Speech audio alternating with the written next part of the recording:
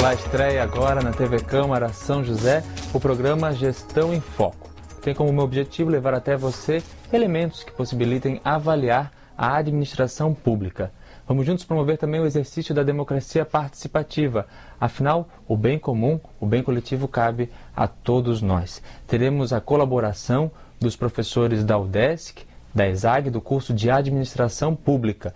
E nesse primeiro programa, recebemos a professora Luciana Ronconi. Professora, obrigado por estar conosco. Obrigada, é um prazer estar aqui. Obrigado também ao professor Enio Spaniel. Obrigado por nos ajudar a compreender esse mundo da administração pública. Boa noite, é uma satisfação estar aqui conversando com os telespectadores aqui de Santa Catarina sobre esta importante temática que nos afeta a todos nós na administração pública. Obrigado. Será um grande desafio caminharmos juntos durante esse tempo aqui no Gestão em Foco, compreendendo então esses elementos que irão nos ajudar. O tema do programa de hoje é Administração Pública e a Participação Social, o processo político desta participação. Para nós possamos compreender um pouquinho, professora, o que é política? Às vezes para nós, lá em casa, deve estar pensando, bom, a política é apenas aquele cidadão, o homem e a mulher que se candidata ao processo eletivo, é isso que é a política? Na verdade, falar de política é entrar num campo bastante escorregadio, né? Porque sempre nós temos que nos perguntar o que é política, e de que política, na verdade, que nós estamos falando, né? Mas a gente pode dizer que a política é uma arte, é uma ciência e é uma prática também, né? Então, portanto, ela tem que estar vinculada à comunidade dos homens, né? Então, quando a gente fala em política, a gente deve enfatizar o quê? Os valores da comunidade, a ampliação da liberdade, dos mecanismos de participação e de democracia também, né? Então, a política ela não pode ser vista isolada, né? Que é essa tendência que você falou, ela tem que estar vinculada ao social, né? A gente tem que considerar que nós, a partir da política, podemos perceber quais são os conflitos da nossa comunidade, da sociedade na qual nós estamos inseridos e também buscar construir uma sociedade mais democrática, onde os valores da solidariedade estejam mais presentes, né? Então, acho que a política, a nossa tendência é sempre vincular a política aos políticos, né? Mas a política tem esse caráter mais amplo, que é o caráter da participação, né? E é a política que dá perspectiva aos homens, né? Portanto, ela é um assunto extremamente importante hoje e é um assunto que a gente também debate bastante dentro da administração pública. A gente volta, professor, àquela famosa expressão que o ser humano é um ser político? É fundamental isso. Eu diria que numa sociedade tão diversa como é a nossa, nós temos 6 bilhões de pessoas. Imagina as diferenciações, as diversidades que existem nesse mundo. E digamos, o ato político é você conseguir congregar, fazer com que essa convivência entre os homens, que nem você diz, o homem é um ser político, essa convivência seja harmoniosa. Não necessariamente, como a própria Luciana colocava, isso sempre ocorre, porque há os interesses pessoais, os interesses particulares, os interesses privados, os interesses mesquinhos, o egoísmo, o aspecto possessivo, uma série de elementos assim muito fortes que fazem com que o homem adote posturas que são altamente prejudiciais para o contexto, digamos, da convivência coletiva, do bem-estar, digamos, geral. Mas diríamos, nós que atuamos na área política, nós que atuamos na área da administração, nós temos que ressaltar o aspecto positivo. É a questão do bem comum, o bem coletivo, o bem social, sempre pensando no outro. Isso é fundamental no campo político. Essa mudança social, desse comportamento que a gente estava falando, cada vez mais o ser humano está isolado, nós estamos reféns dentro de casa, né? Daí nós vamos entrar aqui em diversos contextos que levaram a isso. Essa busca da realização pessoal em detrimento da realização coletiva. Tudo isso são os elementos que levaram a nós reduzirmos o conceito da política à participação, como eu falava lá no início, apenas a participação eleitoral. Eu acho que a gente retoma aquela questão que eu coloquei inicialmente dos tipos de política que nós temos, né? A gente poderia dizer que nós temos uma política, acho que o Nogueira, até num texto dele, ele coloca isso, a política dos políticos, que a gente pode considerar que é uma política que tem pouca política, uma política que é dos cidadãos, que é aquela política que tem muita política, e até a política dos técnicos, que é aquela política que não existe política, né? E a política que nós temos foco hoje, que é essa que nos nos dá um desânimo em relação a ela é justamente essa política dos políticos. O que significa? É uma política que está vinculada ao poder, à dominação, não que tenha problema nisso, porque a política está vinculada à dominação e ao poder, mas é o político que se utiliza da dominação e do poder como um fim em si mesmo, né? O poder como um fim em si mesmo. Ou utiliza esse poder para seus interesses pessoais ou interesses escusos, né? Quer dizer, aquele chamado do politiqueiro, né? E é esse tipo de política que os cidadãos têm uma certa desconfiança, né? Mas tem uma política que é essa que o Enio está falando, que é a política dos cidadãos. Quer dizer, o que é essa política? Essa política que tem mais política de fato, né? É uma política que... Na sua essência, né? Como a professora falava. A essência dessa política é a participação, é o debate na esfera pública, é a democracia, né? Esse que são os princípios dessa política do cidadão, né? E tem aquela outra política que a gente fala que é a política sem política nenhuma, que é a política dos técnicos, né? Isso acontece dentro da administração pública, né?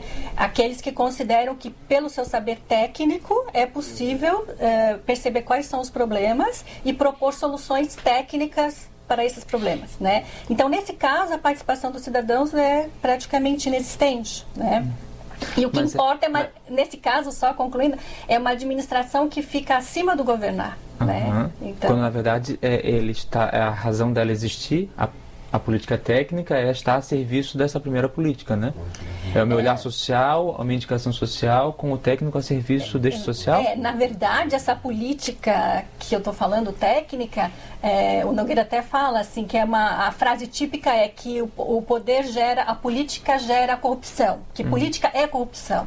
Né? Então, assim, esses políticos não se consideram nem políticos, porque a gente associa política aos políticos e à corrupção e à ineficiência das ações, né? Então, é por isso que os cidadãos muitas vezes desconfiam da política, porque eles associam a política ou a essa política dos técnicos ou a essa política dos políticos, né? E não a política do cidadão, de fato, né? Professor, nós temos como, diante desse contexto que nós vivemos hoje, em que nós, cidadãos, acabamos exercendo apenas, ou estamos apenas com um olhar nessa política dos políticos, apenas no exercício do poder, deixando de lado esse nosso ser político participativo. O que é preciso para nós transformarmos esta realidade e fazermos, então, acontecer essa participação social, essa participação democrática? É uma questão bem complexa e bem ampla, mas eu diria talvez seja uma questão central para quem quer se preocupar com o bem-estar social. Quer dizer, é preciso criar consciência, é preciso abrir canais de participação, canais de acesso, instrumentalizar as pessoas para o exercício político, mas também não só instrumentalizar, mas saber a utilização, digamos, a finalidade, o que fazer com os instrumentos, porque não adianta você ter apenas o instrumento e daí. Quer dizer, eu acho que esse é um processo sim, fundamental. É preciso abrir canais, fazer com que haja um processo de consciência, que a comunidade participe, que diga o que é que interessa para determinados setores sociais, respeitar as diferenças, acho que isso é fundamental nessa construção. Ou seja, se as outras pessoas não pensam como eu penso, qual é o problema? Qual é o problema? Eu tenho que conviver com isso. E essa convivência é um processo político. Quer dizer, o respeitar essa diversidade. Mas eu diria também no campo econômico, não dá para esquecer isso. Acho que esse é um gargalo muito, muito complexo nesse campo político. Fazer com que haja o acesso, digamos, na construção econômica, para que a sociedade participe do processo, não apenas na hora de produzir, mas na hora também de usufruir dos bens produzidos pela sociedade. Acho que esse é o processo político. Antes de nós entrarmos no próximo bloco, que nós podemos daí, então, vamos aprimorar esse processo, quais são as esferas de participação, o que é esta participação. Eu queria que a gente pudesse já deixar para quem está em casa nos acompanhando, um primeiro conceito. O que é esta participação? Eu estou lá em casa, tá bom, eu devo participar, devo me inserir na política na sua essência, mas o que é esta participação social?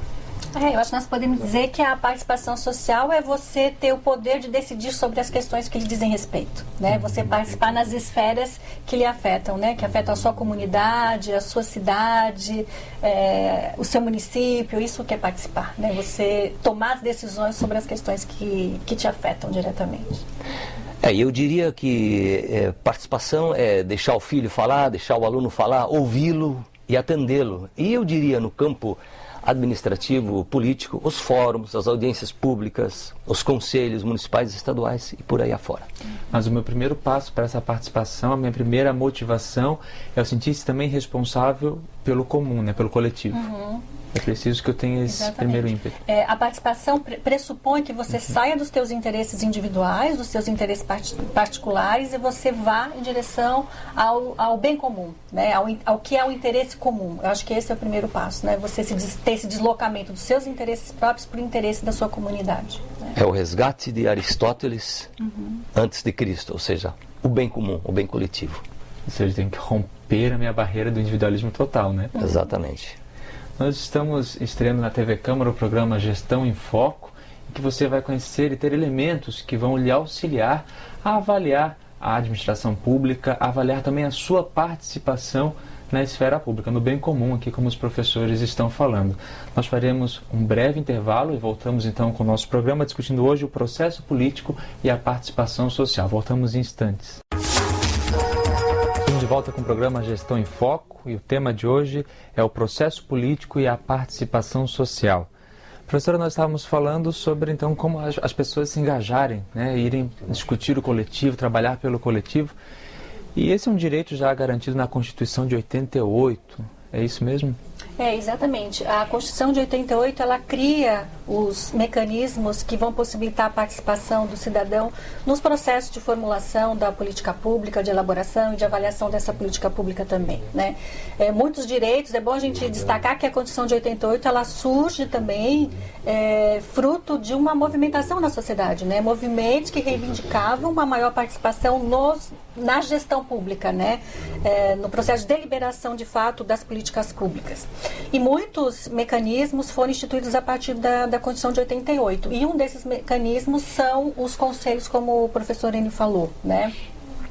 Esses conselhos, na verdade, o que eles são? Nós temos, por exemplo, o Conselho da Saúde, o Conselho da Assistência Social, o Conselho da Educação, da Criança e do Adolescente. São espaços de discussão sobre a política pública dentro desses temas, né? Normalmente os conselhos são paritários, quer dizer, tem representação tanto do Estado como da sociedade. O Conselho da Saúde, por exemplo, tem o Estado representado e tem a sociedade, que são os usuários e os profissionais que trabalham na área da saúde. Alguns conselhos são deliberativos, outros são apenas consultivos, né? Mas, de qualquer forma, são espaços bastante importantes e que estão disseminados no Brasil inteiro, né? Tem dados do IBGE de 2003, por exemplo, que investigou-se 5.560 aproximadamente municípios para verificar a existência ou não de conselhos nesses municípios.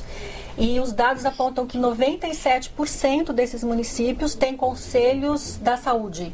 93% tem conselhos da assistência social. 77% tem conselhos na área da criança e do adolescente. 73% na área da educação. Então a gente percebe que existe uma disseminação, né? E que é expressivo.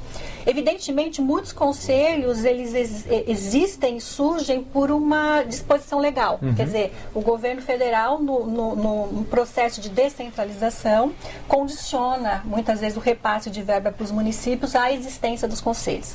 Então, muitos conselhos existem apenas por uma questão de formalidade para poder receber os recursos.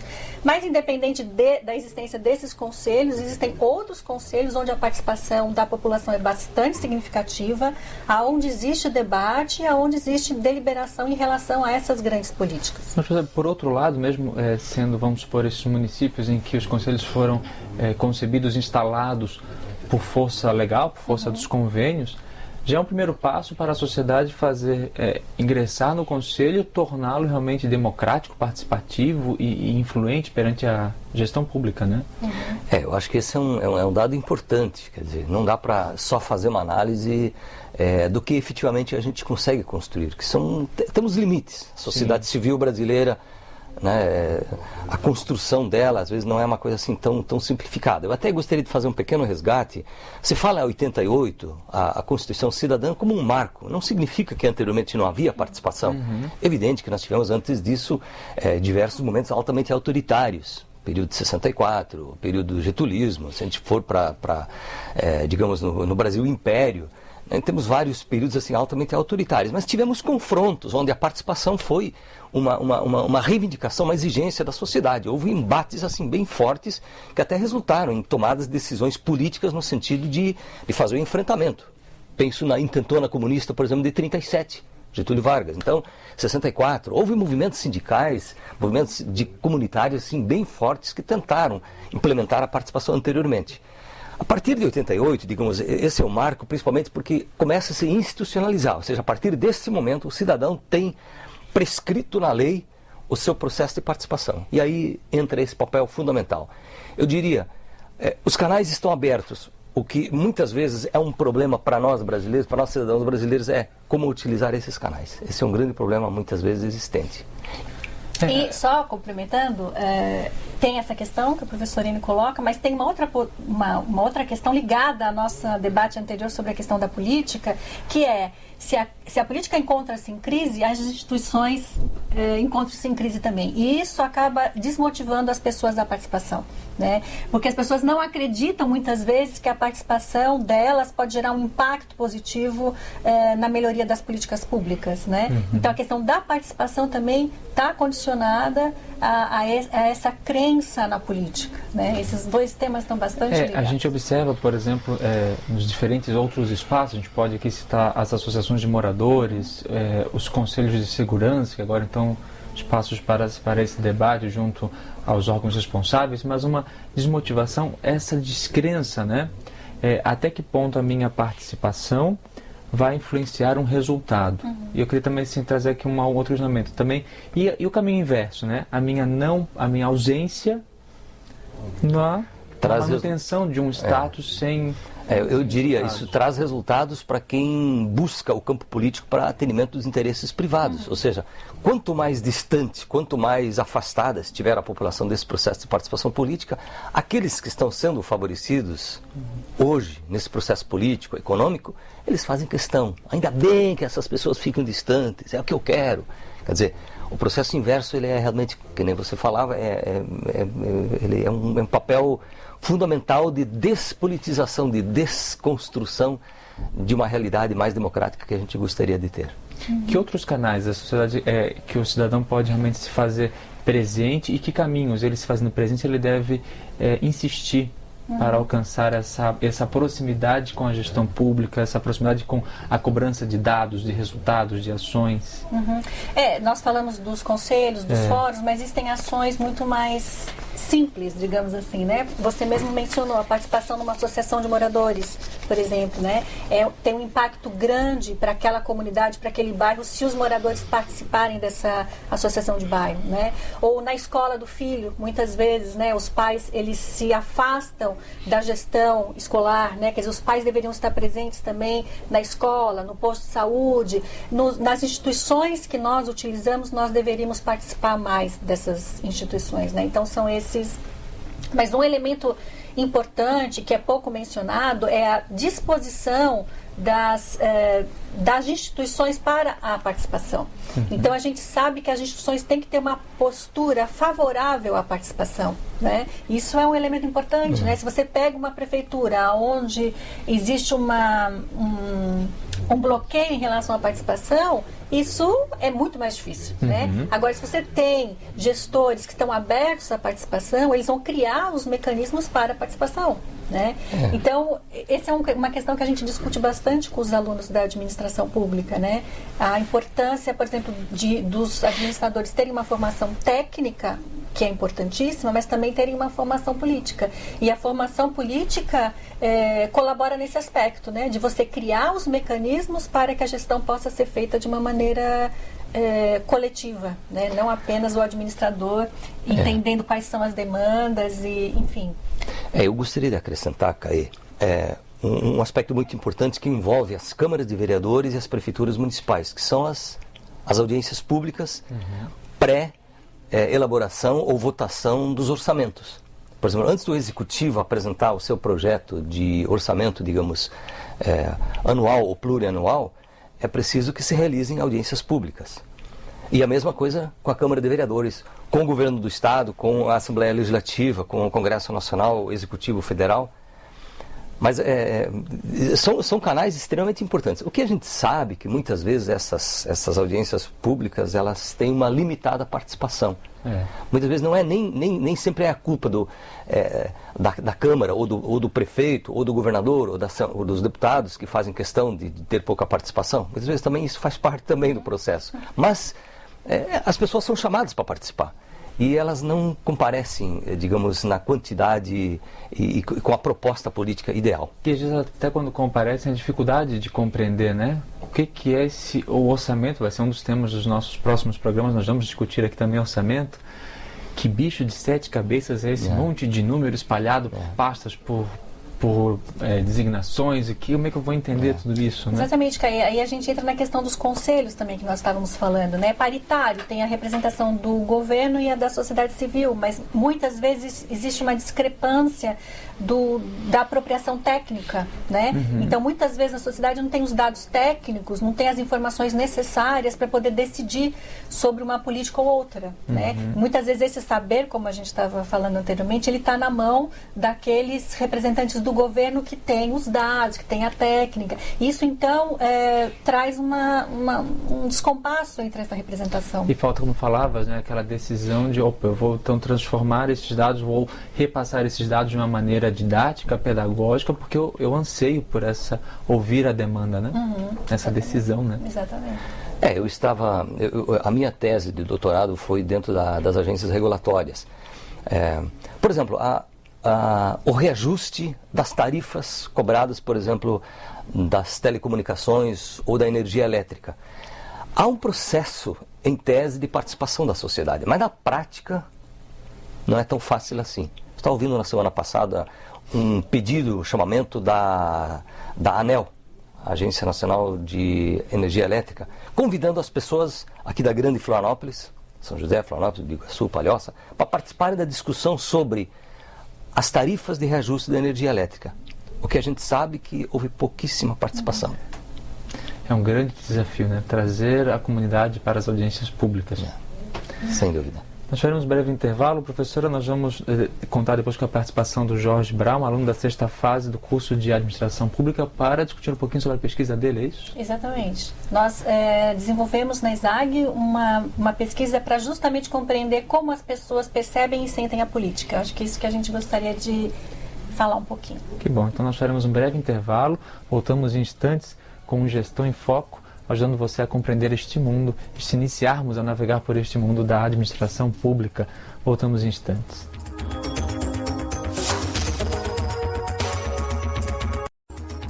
Nós estamos de volta com o programa Gestão em Foco, discutindo o tema o processo político e a participação social. Nós recebemos agora o Jorge Brown, aluno da 6ª fase do curso de Administração Pública da ESAG. Jorge, que realizou uma pesquisa então sobre compreender como é que a concepção do cidadão sobre a política, é isso? Isso. Primeiramente, boa noite. Então, nós realizamos uma pesquisa na disciplina de Antropologia Política sobre como é que as pessoas enxergam a atuação política, sua atuação política, e como é que elas veem a política no contexto atual. Assim, falando em linhas gerais, a gente pode ver que existe um grande paradoxo entre como elas veem e como as coisas se dão realmente. As pessoas têm um descrédito pelas instituições políticas, pelos políticos. Elas acreditam que existe corrupção, ninguém acha que não existe corrupção. Só que enquanto elas veem assim, a gente vê ao mesmo tempo movimentos acontecendo no país, como por exemplo a Ficha Limpa, que foi uma ideia da própria sociedade para trabalhar um pouco da questão política, né? Além de tantas outras coisas que estão acontecendo diariamente. E então as pessoas elas têm esse descrédito, mas ao mesmo tempo elas acham que existe corrupção, mas ao mesmo tempo elas trabalham de forma a tentar amenizar essa corrupção, mas mesmo assim a gente perguntou lá, você participa? Não, eu não participo.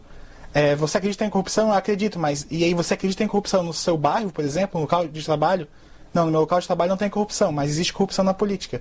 Então as pessoas, eu creio que nem elas ainda refletiram sobre onde está a política, o que é a política, assim. Falta esse pensar dentro de si para conseguir agir, porque você não consegue agir sem pensar primeiro como é que você entende determinado assunto. Você estaria ainda na questão, no senso comum, ou seja, falamos em corrupção, acreditamos em corrupção, mas ainda não refletimos qual é o processo de corrupção, se a corrupção está acontecendo dentro da minha casa, dentro do meu comportamento perante a coisa pública. É mais ou menos esse o caminho? A gente percebe que as pessoas têm uma grande confusão, né, em relação à política, né, assim, grandes conflitos mesmo, né, aquela questão, né, Jorge, por exemplo, se as pessoas acham que a participação é importante, todo mundo acha que a participação é importante, né, você acha que participar é importante? Não, é muito importante. E você participa? Não, eu não participo. Né? Essa é uma outra contradição, né, quer dizer, a gente considera a participação importante, mas nós não participamos por várias razões. E uma das razões é porque as pessoas acreditam na maior parte das vezes que a participação não adianta participar, que você não consegue nada participando, né? Então a participação não gera o atendimento da sua demanda, da sua necessidade. Então a participação é vista, ela é importante, mas eu também não quero participar, né? Jorge, mas a pesquisa ainda aponta, nos dá um fio condutor de esperança ainda de que é possível provocar esse movimento, esse anseio por mudança, como tu citou o exemplo do projeto Ficha Limpa, que nasce na sociedade civil, nasce num anseio civil. Eu acho que, principalmente com as mídias sociais, o fio condutor vai ser, e eu acredito que é o grande desafio, um dos grandes desafios da gestão pública, é conseguir, porque o descrédito da política nasceu das pessoas para com o governo. Então, o governo, os governantes, os políticos, os técnicos, eles têm que... acho que o grande lance para transformar essa realidade é partir não só da pessoa querer participar, mas de instituição e o ambiente ser propício à participação. Porque também não adianta eu querer, como a professora estava comentando, não adianta eu querer participar e ter um ambiente totalmente nocivo à minha participação. Sobre política, Platão vai dizer que política é uma expressão simples, uma vida boa, é tu buscar os meios para ter uma vida adequada. Então, as pessoas às vezes querem ter uma vida adequada, querem participar, e aí a gente vê casos esporádicos, por exemplo, uma audiência pública que é marcada às 3h30 da tarde. Então a pessoa quer participar, ela pode querer participar de uma audiência pública, mas ela não tem como participar às 3h30 da tarde, né? Então, aí que vem a questão do político como o profissional político, que é a outra forma de ver a política. Para o profissional político, tudo bem participar às 3h30 da tarde, porque é o que ele está fazendo, mas ele tem que pensar que para as pessoas poderem participar, ele tem que dar essa oportunidade também, ele também tem uma parte do que fazer, assim. Porque as pessoas em si, elas têm a vontade de ter uma sociedade equânime, uma vida justa, onde todos tenham oportunidades iguais, mas conseguir fazer isso é o grande desafio da gestão pública e do administrador público. Mas essa necessidade, essa nova visão que a gente precisa que os administradores públicos, principalmente aqueles eleitos que são responsáveis por conduzir a instituição, já começa a mudar, a gente já começa a perceber sinais de mudança na administração pública, de querendo oferecer essas ferramentas, trabalhando para oferecer essas ferramentas da participação popular? Eu acho que sim, eu acho que agora a administração pública tem uma nova tendência dentro da administração pública. Os cursos de administração pública estão aí para isso. Exatamente. Né? Hoje nós temos os cursos de administração pública, né, que é um diferencial para a formação dos gestores públicos, e eu acho que tem uma nova dimensão, uma nova tendência da administração pública, que não se tem mais a ideia de que o Estado é o único, exclusivo formulador das políticas públicas, que hoje a política pública, para ser eficiente, para ser, né, eficaz de fato, ela deve ser formulada a partir da cooperação com a sociedade, ou inclusive com as empresas privadas também, né? Então, essa é uma nova tendência, né? Que hoje a gestão não é mais feita isoladamente, né? Ela é feita a partir da parceria do Estado com a sociedade, né? E isso, como a gente estava falando anteriormente, é um processo ali da Constituição de 88, que a gente já tinha mencionado, né? Esse desejo de participar da elaboração da política pública e que hoje tem um impacto sobre a administração pública. Quer dizer, esse ambiente institucional que o Jorge está falando, ele é importantíssimo, né? A administração pública tem que criar esse ambiente institucional para garantir a participação. Então... E esse novo paradigma começa também a tomar conta, então, né, das instituições aos poucos, ou os políticos vão mudar né, ou por bem ou por mal, como a gente vai usar aqui um jargão bem popular, mas esse paradigma começa a entrar na visão, na concepção do gestor que começa a sentir esse movimento. Será que nós estamos próximos disso também? Sim, eu creio que sim. Eu acho que eu vejo que inclusive assim, porque quando a gente pensa nessa nova forma de produzir o bem público, de fazer política pública, de incluir as pessoas na participação, por exemplo, sentar para conversar, vamos fazer uma política de saúde, então vamos chamar um beneficiário, uma pessoa que está no hospital, vamos chamar o médico, vamos chamar a prefeitura municipal, vamos chamar o dono do hospital, vamos chamar a empresa farmacêutica, vamos chamar todo mundo para sentar e conversar o que é melhor, porque essa ideia de que o gestor público, por estar numa função política, ter recebido voto, e aquele voto... tem muito essa ideia do que se eu voto em você, você sabe o que é melhor para mim. Você não sabe o que é melhor para mim. Eu sei o que é melhor para mim. Eu estou dando a você o poder de me ajudar a tomar decisões, mas eu também quero participar disso. E eu acho que existe sim, e tem vários estudos de caso e pesquisas que mostram essa inserção política na administração pública, essa necessidade que os próprios gestores veem, porque quando você faz uma política pública só de cima para baixo, que a gente chama, onde eu, da minha mesa, decido o que eu quero fazer, eu tenho um custo para criar essa política muito barato. Mas implementar uma política que as pessoas não aceitam é muito alto. Então eu vou ter um esforço político, e aí vem a questão do custo político. Às vezes eu quero criar uma política meu próprio ponto de vista, mas eu esqueço que daqui a 4 anos eu também tenho o meu custo de não receber meu voto. Então, as pessoas têm pedido isso, e os próprios governantes têm sentido a importância do valor que isso traz também. Seja para melhorar a sociedade, seja como um custo político para a reeleição, por exemplo.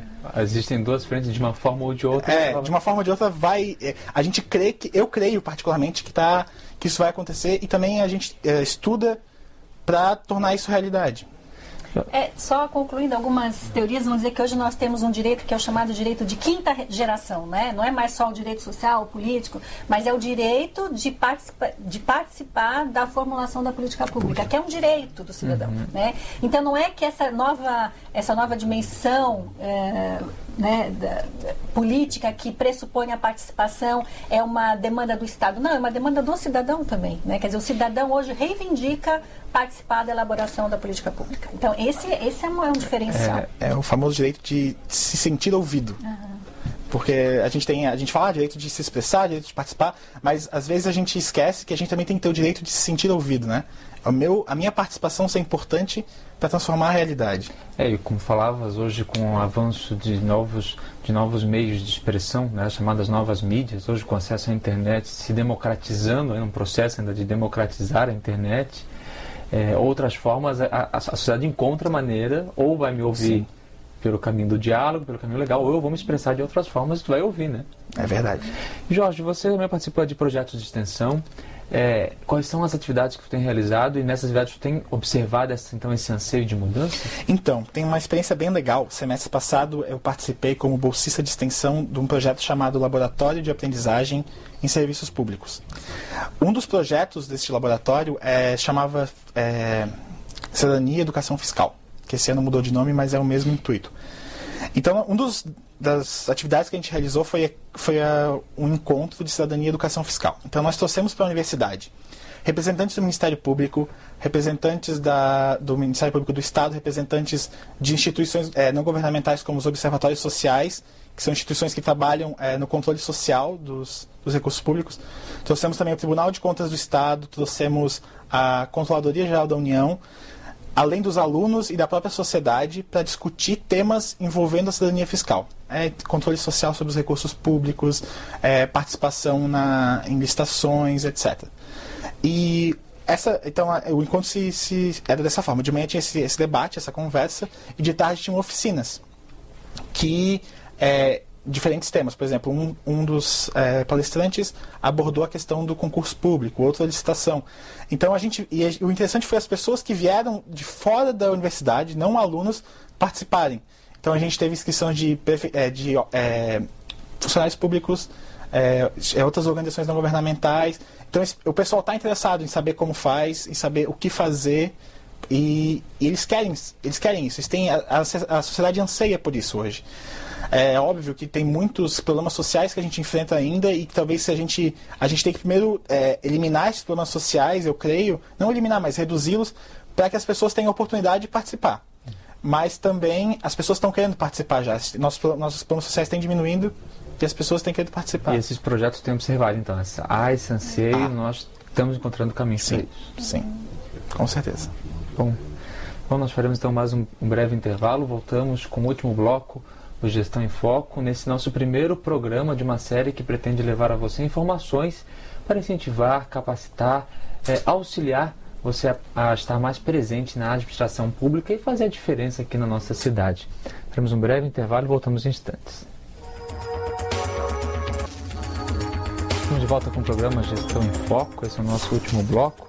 Nosso primeiro programa, que nasce aqui na TV Câmara São José em parceria com o curso de Administração Pública da ESAG, e ele estreia numa semana muito especial, porque é a semana em que vamos comemorar, celebrar o papel então do administrador público, que é um profissional que vem chegando aí com essa quebra de paradigmas, professor. A gente pode suscitar assim, respirar, temos aí uma nova geração entrando na gestão pública?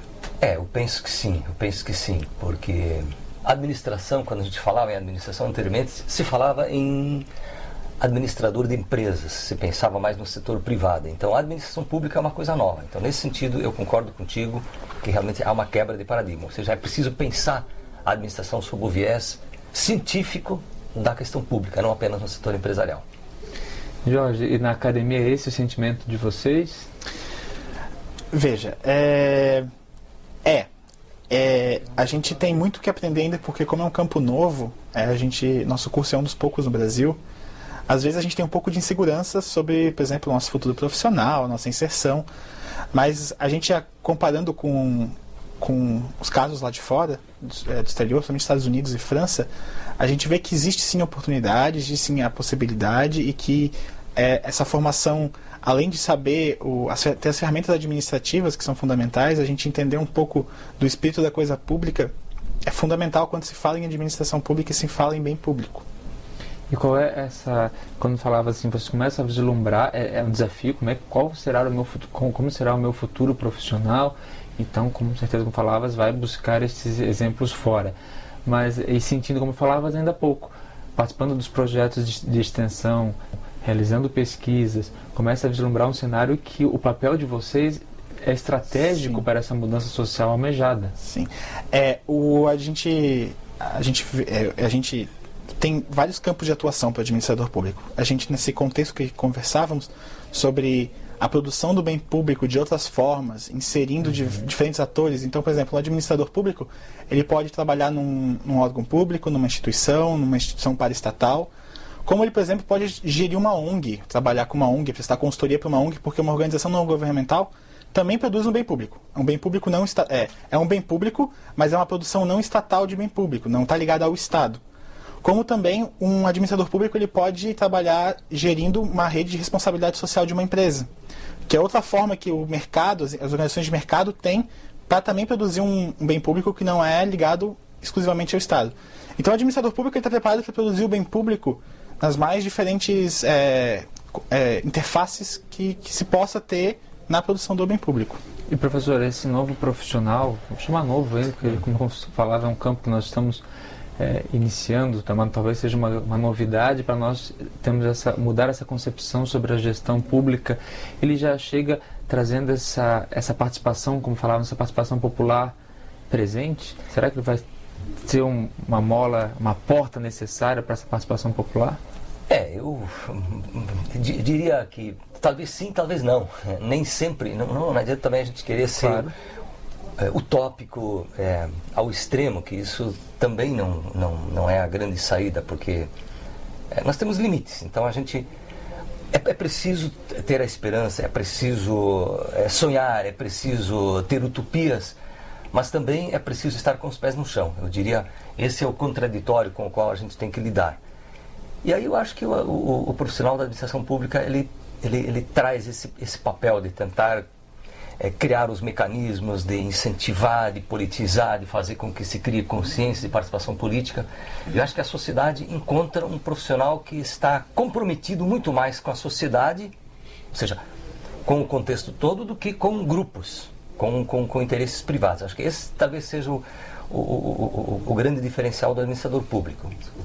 E aí eu queria fazer a referência específica à data de hoje, se me é permitido. Hoje, exatamente hoje, terça-feira, dia 5 de julho, é o dia do administrador público, cuja profissão está regulamentada dentro do CRA, Conselho Regional de Administração, e, portanto, está regulamentado como administrador. E administrador público é apenas um foco, um campo, uma especificidade dentro da administração.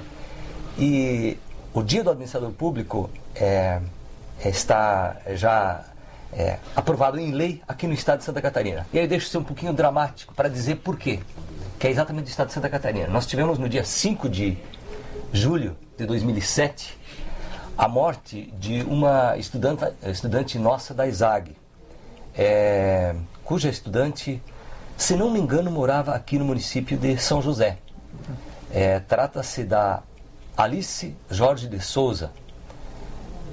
Ela faleceu junto com o Wagner Natan de Castro. Eu não tenho certeza se o Wagner era de São José ou da Palhoça, mas era aqui da Grande Florianópolis também. No dia 5 de julho, estávamos na véspera da abertura do Encontro Nacional de Administradores Públicos aqui em Florianópolis. E aí houve um acidente fatal aqui na SC entre Florianópolis e São José, e os dois acabaram falecendo. E a Alice foi uma das mais incentivadoras, as mais participativas. Foi uma perda assim irreparável. Inclusive aquele encontro se realizou porque as pessoas já estavam vindo, já tinham excursões de outros estados que estavam aqui. Era necessário continuar. Era necessário, não tinha volta, e acabou acontecendo. Foi assim um encontro assim altamente comovente. E como marca, como registro, pela importância que a Alice tinha, Alice e o Wagner, e especificamente a Alice, foi instituído esta data como sendo o Dia do Administrador Público. Foi aprovado em lei pela Assembleia Legislativa do Estado de Santa Catarina, portanto é o único estado, o estado pioneiro, que tem esta lei de criação do Dia do Administrador Público. Há uma lei também a nível federal tramitando, ainda não está aprovado. Também usa a figura da Alice, usa a figura da ESAG, da UDESC, para a criação, para a confirmação da data do administrador público, dia 5 de julho. Mas, por enquanto, está em tramitação esse projeto. Isso coloca essa tramitação federal, então coloca realmente o Estado, a ESAG, como então liderando, né, e levando, né, tentando levar esse exemplo, esse novo profissional, espalhar, né, para revolucionar. Vou ser utópico agora aqui na expressão que eu vou utilizar, mas mudar a cara dessa gestão pública, né, mudar a concepção, mudar esses paradigmas, né? É interessante nós termos um marco, nós termos uma referência. Por exemplo, a Alice, eu me lembro especificamente, eu dei uma disciplina para ela enquanto ela era aluna, porque eu estou na ESAG desde o ano de 2002. Eu dei uma disciplina para ela e depois eu fui colega dela, porque teve uma disciplina que foi dada por um professor sobre a questão das agências regulatórias. A temática me interessou, aí eu me inscrevi como aluno também. Eu sei que a Alice também fez essa mesma disciplina. Nós fomos colegas e ao mesmo tempo tive uma relação, colega muito, muito inteligente, enfim, os dois foram uma perda para nós e aí passa a ser um marco. Tanto assim que inclusive foi criado o Prêmio Lice, referindo-se a Alice. Prêmio Lice são, todo ano que se realiza esse congresso a nível de país, as melhores publicações, os melhores artigos sobre a questão da administração pública são premiados e quem ganha o Prêmio Lice. Portanto, também uma referência assim, bem específica, bem pontual para o nosso estado, para a ESAG. Isso para nós é uma honra, nos orgulha muito, ao mesmo tempo que a gente parabeniza todos os administradores públicos por essa data que a gente acha que é fundamental, é importante essa marca. E profissionais então que vão buscar e que, acima de tudo, proporcionar essa mudança que a sociedade. Quero só voltar um pouquinho à tua pesquisa, rapidinho antes da gente encerrar o programa. Essa tua análise, claro, tu já passou para nós os dados levantados, esse teu olhar para uma sociedade que anseia mudanças e também o teu olhar como aluno que busca então se inserir nesse espaço. Essa administração vai conseguir trazer a sociedade, eu acho que o profissional, além de influenciar, deixa uma pergunta mais direta, o profissional, além de influenciar a mudança na gestão, na esfera da gestão, na esfera do administrador, a presença de vocês enquanto acadêmicos, enquanto profissionais, no dia a dia da sociedade, tu acha que também consegue ir influenciando, incentivando, trazendo mais gente para essa briga? Veja, acho que o mais importante, a gente sempre fala na universidade, do que sair administrador público, a gente sai formado como cidadão. Uhum. A gente aprende os nossos direitos, a gente sabe das nossas obrigações, a gente se vê semelhante aos outros, a gente aprende a lidar com a diversidade que existe na sociedade hoje. Então, eu acho que se a gente não conseguir mudar as instituições, eu não creio, é muito, quiçá mudar, nunca conseguimos mudar a sociedade como um todo, mas vamos ser pequenas pecinhas ali trabalhando para tentar transformar essa realidade. Isso eu tenho convicção. Por mais que tem pessoas que digam que não, que é impossível, eu creio que como pessoas, como cidadãos, a gente consegue mover alguma coisa, pelo menos. Eu diria o seguinte, o administrador público, ele tem que entender, nesta perspectiva da mudança social, ele tem que entender de contabilidade, vai ter que entender de orçamento público, mas ele vai ter que entender, acima de tudo, de pessoas. Ele vai ter que saber de pessoas, ele vai ter que saber as questões humanas, vai ter que entender de filosofia, de sociologia, de psicologia, de antropologia, enfim, essa questão das ciências humanas é fundamental para o administrador público, ou seja, ele lida com as pessoas, com o cidadão, isso é fundamental. A professora Patrícia, quando conversávamos sobre esse início dessa caminhada que vamos trilhar juntos com a ESAG, aqui na TV Câmara de São José, essa questão realmente do curso, né?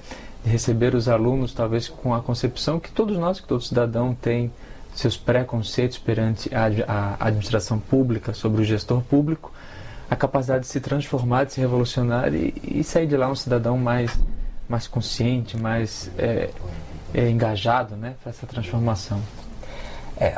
Até quando a sociedade vai ter uma compreensão mais nítida sobre isso, às vezes é um pouquinho complicado, porque aí o mercado de trabalho, quer dizer, você fazia a pergunta antes, o Jorge, a própria Luciana já falava dessa questão.